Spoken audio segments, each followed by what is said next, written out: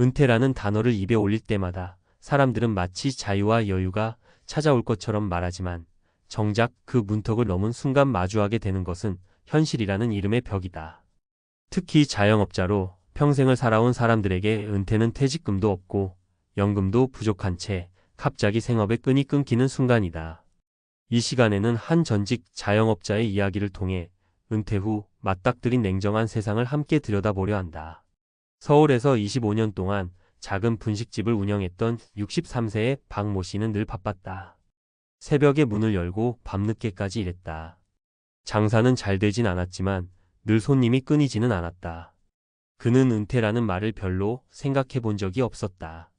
다만 손목이 아파 칼을 잡기 힘들어지던 어느 날 그는 스스로 문을 닫았다. 이제 좀 쉬자라는 생각으로 시작된 은퇴였지만 그날부터 세상은 놀라우리만큼 달라졌다. 처음에는 아침이 너무 한가해서 좋았다. 하지만 며칠이 지나자 손님이 없는 가게 대신 조용한 집안의 공기가 답답하게 느껴졌다. 무엇보다 매달 들어오던 현금 흐름이 끊기자 불안이 밀려왔다. 국민연금은 월 65만 원 남짓, 예금은 가게 정리하면서 남은 2천만 원이 전부였다. 그동안 자신이 벌어들인 돈을 아이들 교육비와 가게 유지비로 다 써버린 탓에 남은 건 몸과 기계뿐이었다. 그는 일할 땐 돈이 문제였는데 이제는 시간과 고립이 더 무섭다고 했다. 은퇴 후 그를 가장 힘들게 한 건 돈보다 쓸모없다는 느낌이었다. 장사할 땐 매일 누군가가 자신을 찾았지만 가게 문을 닫자 연락이 뚝 끊겼다. 동네 상인의 단톡방에서도 조용히 빠져나왔다. 그곳에서 자신은 일하는 사람으로 존재했지 그 이상은 아니었다는 걸 깨달았다. 주변의 몇몇 친구들은 아직도 일을 하고 있었고 그들은 여전히 오늘 매출이 어땠다는 대화를 나누며 바쁘게 살아갔다. 그는 그 대화 속에 끼어들 수 없었다. 가장 충격적이었던 건 사회의 시선이었다. 평생 자영업을 했다고 하면 그래도 돈은 좀 모았겠네요. 라는 말을 들었다. 하지만 그는 웃으며 대답하지 못했다. 수입이 꾸준했던 직장인과 달리 자영업자는 벌 때 벌고 잃을 때 한순간에 잊는다. 그가 장사할 땐 월 500만 원도 벌었지만 코로나 시기에는 3달 동안 단 한 푼도 벌지 못했다. 그는 그때 이미 경제적 노후가 무너졌지만 정신적으로는 아직도 일하는 나를 믿고 있었던 것이다. 그는 은퇴 후 처음으로 지역 복지관을 찾았다. 그곳에서는 시니어 창업반과 생활회계 강좌가 열리고 있었다. 하지만 그는 그마저도 자신과 어울리지 않는다고 느꼈다. 나는 이미 다 해봤다는 생각이 자꾸 발목을 잡았다. 다시 일하려 해도 체력은 예전 같지 않았다. 배달 알바를 시도해봤지만 이틀 만에 포기했다. 몸보다 마음이 더 힘들었다. 내가 이 나이에 이런 일을 해야 하나 하는 자존심이 그를 괴롭혔다. 그가 깨달은 건 냉정한 현실이었다.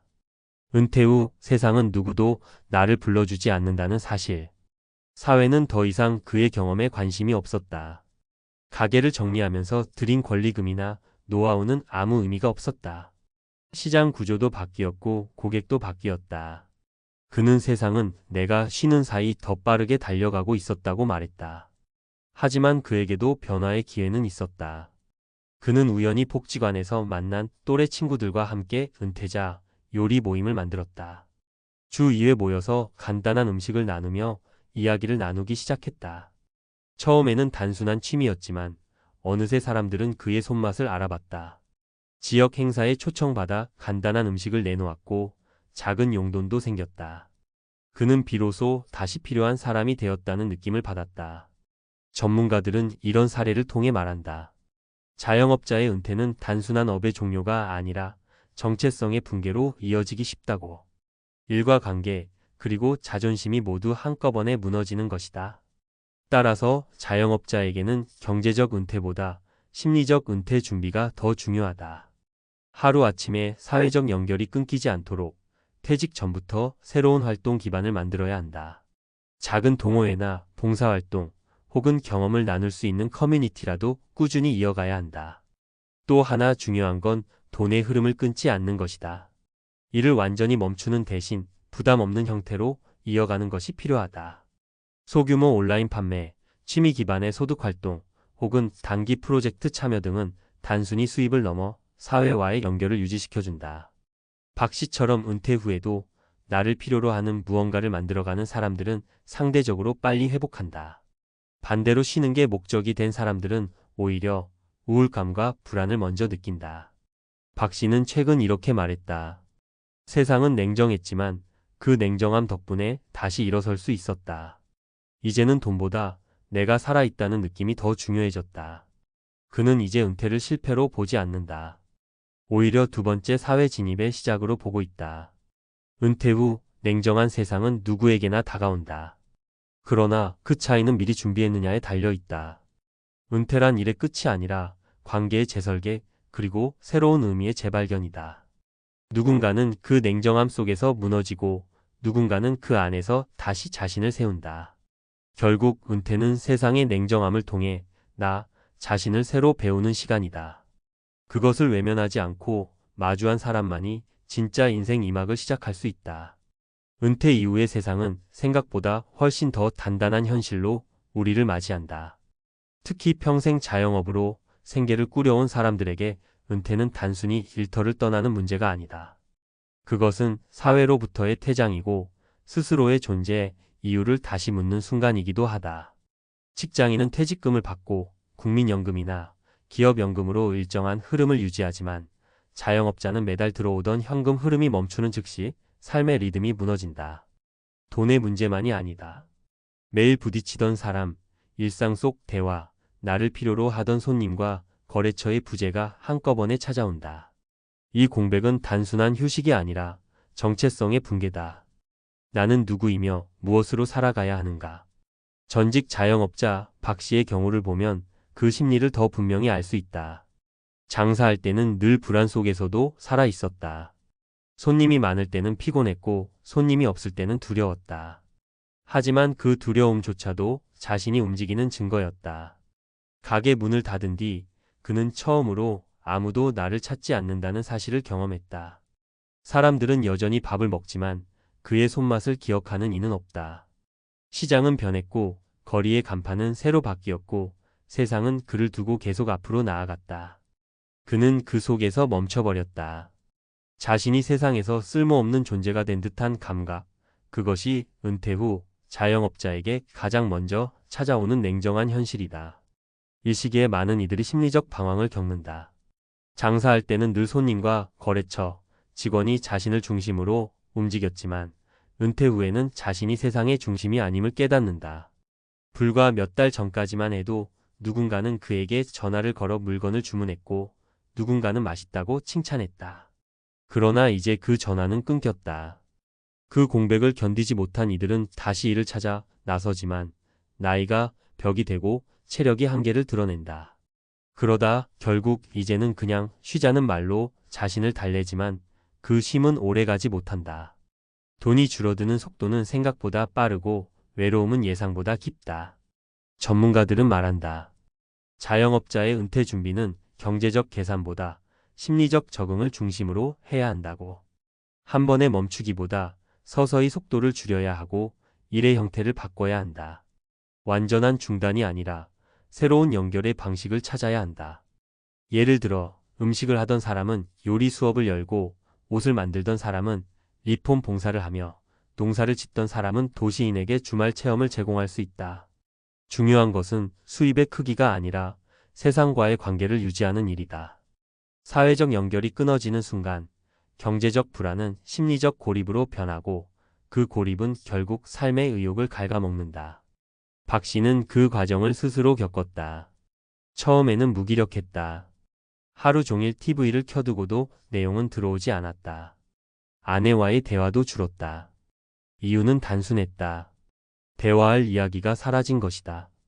장사할 때는 매일 새로운 일이 있었지만 이제는 달라지는 게 없다. 그때 그는 복지관에서 요리 봉사 모집 공고를 봤다. 한때는 내가 그런 걸 왜라며 지나쳤지만 결국 용기를 냈다. 처음엔 작은 일상이었지만 다시 누군가가 자신을 필요로 하는 순간을 경험했다. 그때부터 그는 달라졌다. 이제 그는 매주 이외 지역 아동센터에서 점심을 준비하며 봉사지만 일처럼 진지하게 살아간다. 이런 변화는 단순한 취미의 문제가 아니다. 인간은 자신이 누군가에게 유용하다고 느낄 때 비로소 살아있음을 느낀다. 자영업자들이 은퇴 후 가장 힘들어하는 것은 돈의 부족보다 역할의 상실이다. 경제적 기반이 무너지는 것은 수치가 말해주는 일이고 정체성이 무너지는 것은 마음이 말해주는 일이다. 따라서 은퇴 후 회복의 핵심은 역할을 바꾸는 연습에 있다. 돈을 버는 일을 멈추더라도 의미를 만드는 일을 멈추면 안 된다. 그 의미가 곧 삶의 지속성이다. 자영업자들의 은퇴 후 현실을 들여다보면 한 가지 공통점이 있다. 은퇴 전에는 내가 주인이었지만 은퇴 후에는 누구의 손님도 아닌 존재가 된다는 것이다. 이 변화는 생각보다 잔인하다. 일터에서의 관계는 대부분 이익으로 묶여 있었기 때문에 일이 끝나면 관계도 사라진다. 그 공백을 메우려면 비익 관계, 즉 순수한 인간관계의 회복이 필요하다. 친구, 이웃, 동호회, 봉사활동, 종교 모임 등이 그것이다. 그곳에서는 돈보다 사람이 먼저고 나이보다 공감이 먼저다. 이 연결이 다시 삶의 리듬을 만들어준다. 또한 은퇴 후 재정 구조를 단순화할 필요가 있다. 자영업 시절의 습관처럼 계속 지출이 커지면 버틸 수 없다. 수입이 줄었다면 지출의 구조를 새로 짜야 한다. 전문가들은 고정 지출을 3단계로 나누라고 조언한다. 첫째는 반드시 필요한 생계비, 둘째는 유지비, 셋째는 여유비다. 생계비를 안정적으로 확보하지 못하면 모든 판단이 흔들린다. 국민연금, 기초연금, 소액의 배당금이나 임대 수입 등 안정적 현금 흐름을 만들어야 한다. 그 위에서 유지비를 조절하고 여유비를 가변적으로 써야 한다. 이 구분이 명확하지 않으면 은퇴 후의 지출은 불안의 근원이 된다. 심리적으로는 비교를 멈춰야 한다. 일할 때는 매출로 경쟁하고 은퇴 후에는 생활 수준으로 비교한다. 누군가는 여행을 다니고 누군가는 집에 머문다. 그러나 비교의 기준은 바뀌어야 한다. 은퇴 후의 성공은 얼마를 쓰느냐가 아니라 얼마나 평온하냐로 측정된다. 박 씨는 처음엔 친구들의 근황을 들으며 자괴감이 들었지만 이제는 나는 오늘도 누군가의 식사를 책임졌다는 사실에 만족한다. 그것이 그에게는 새로운 부의 형태다.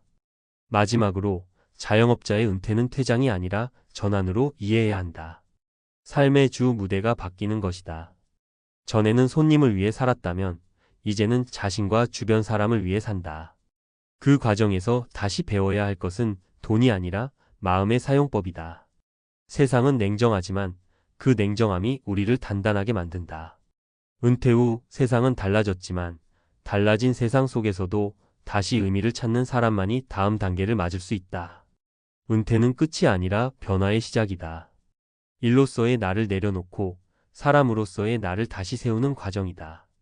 자영업자의 은퇴는 특히나 고단하고 외롭지만 그 안에는 다시 태어날 기회가 숨어 있다. 중요한 것은 포기하지 않는 연결이다. 내가 누구와 함께 시간을 나누고 어떤 의미를 만들어 가느냐가 은퇴 후의 삶을 결정한다. 세상은 냉정하지만 그 냉정함 속에서도 자신을 잃지 않는 사람에게만 두 번째 봄이 찾아온다. 그것이 우리가 이 이야기를 통해 얻을 수 있는 가장 현실적이면서도 따뜻한 교훈이다.